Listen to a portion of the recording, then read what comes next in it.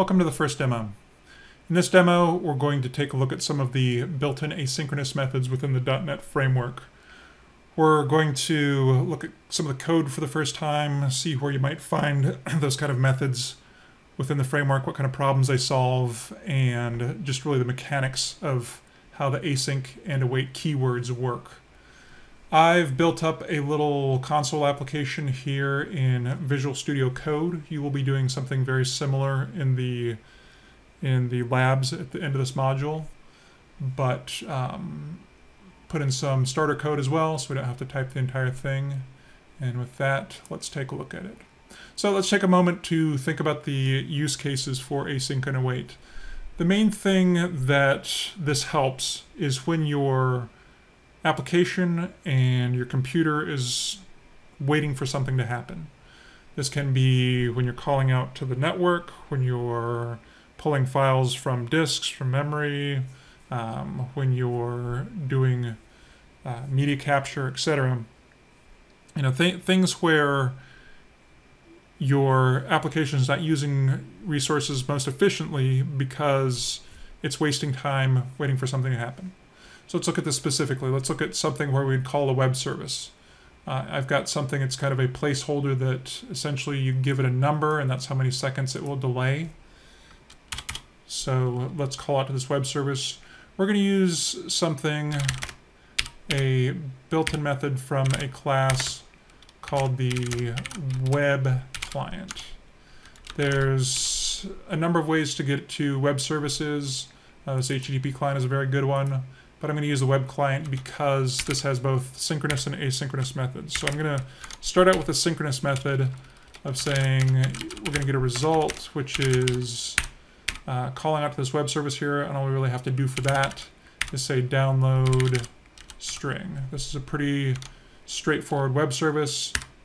We just need to give it an address, and we are good to go. So pretty straightforward code. Again, 3 steps, they're all going to be synchronous. Let's press F5 and see how that looks.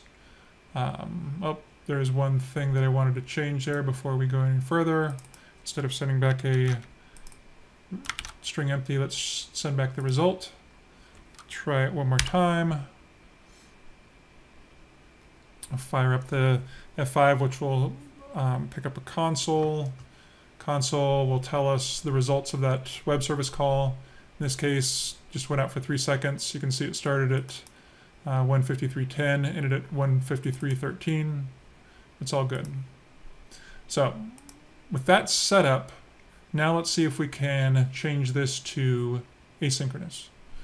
I happen to know that the web client has both synchronous and asynchronous, so let's now look and see what we've got with IntelliSense. There's the one we just used. There's also this download string async. The async has a void return type. This is something we'll get into more in module 3. What we actually want is this download string task async.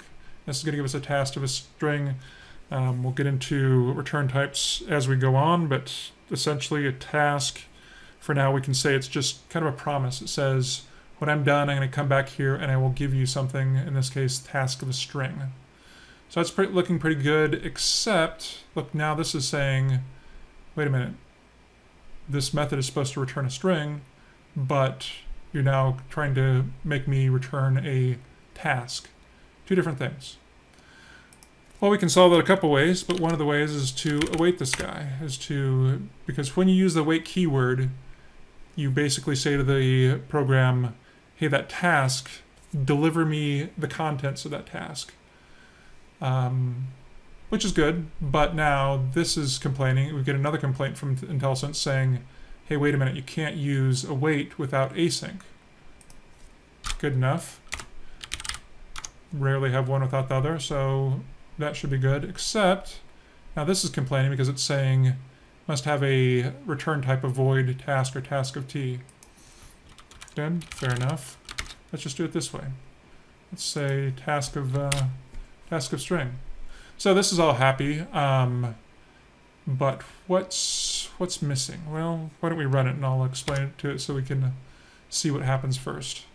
There is another method that's calling that method, that's calling the asynchronous method, And it's coming back and it's saying, you know, we didn't have that delay, we didn't have the results we wanted, we just had this system threadings task. Again, makes sense if you think about it, because that's what this async method is set up to do. We can solve that a couple ways.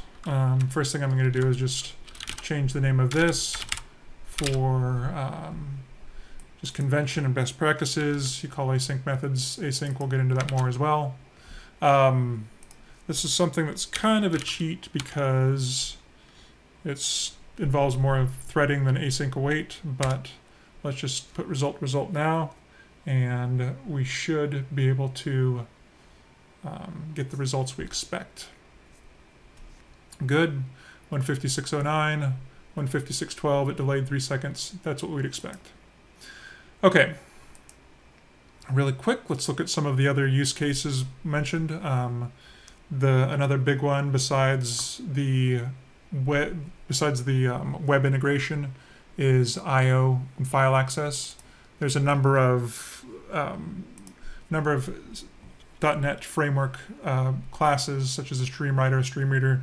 These deal with writing files, writing memory streams, working with big kind of chunks. So those have async methods as well.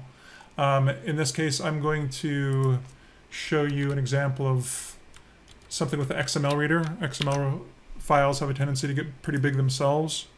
So let's take a look at what that might look like. In this case, we're just opening up a XML file that I've got on disk. Again, I'll go ahead and start running it so that we can talk about it while it runs.